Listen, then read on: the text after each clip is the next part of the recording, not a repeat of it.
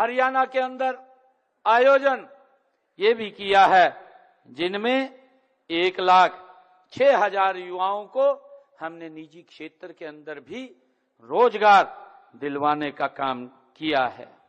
और मुझे ये भी खुशी है कि हमारे कौशल प्राप्त युवाओं को रोजगार के अवसर उपलब्ध करवाने के लिए राज्य में हमने एक अलग एमएसएमई विभाग का गठन भी किया है।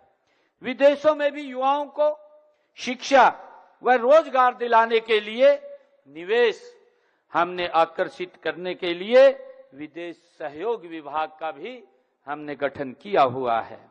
युवाओं को परंपरागत व्यवसायों के साथ साथ आधुनिक व्यवसायों में प्रशिक्षण देने के लिए हरियाणा कौशल विकास मिशन हमने बनाया हुआ है और इसके तहत 1,41,254 युवाओं को कौशल प्रशिक्षण भी हमारी सरकार के द्वारा दिया जा चुका है। हमने राष्ट्रीय शिक्षा नीति 2020 के मूल उद्देश्य को प्राप्त करने की दिशा में स्कूल से लेकर के विश्वविद्यालय तक शिक्षा को कौशल से जोड़ने का काम वो हमारी सरकार आदरणीय प्रधानमंत्री जी के उस विजन को जो उन्होंने संकल्प लिया है कि हम न्यू एजुकेशन पॉलिसी वो लागू करेंगे, हमने उसको गति से लागू करने का काम ये हमारी सरकार कर रही है। हमने कौशल की अलग से शिक्षा देने के लिए हमारे हरियाणा के अंदर देश का पहला ऐसा विश्वविद्यालय जो भगवान विश्वकर्मा कौशल विश्वविद्यालय उसकी स्थापना की है, जिसमें हमारे युवा स्किल होकर के अपने पैरों पर खड़ा होने का वो काम कर रहे हैं।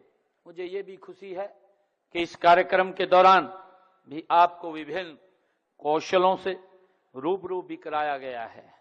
मैं आप सभी से आग्रह भी करता हूं कि आप न केवल अपने पारंपरिक ज्ञान पर गर्व करें, बल्कि नए कौशल सीखने में भी कभी पीछे न रहें।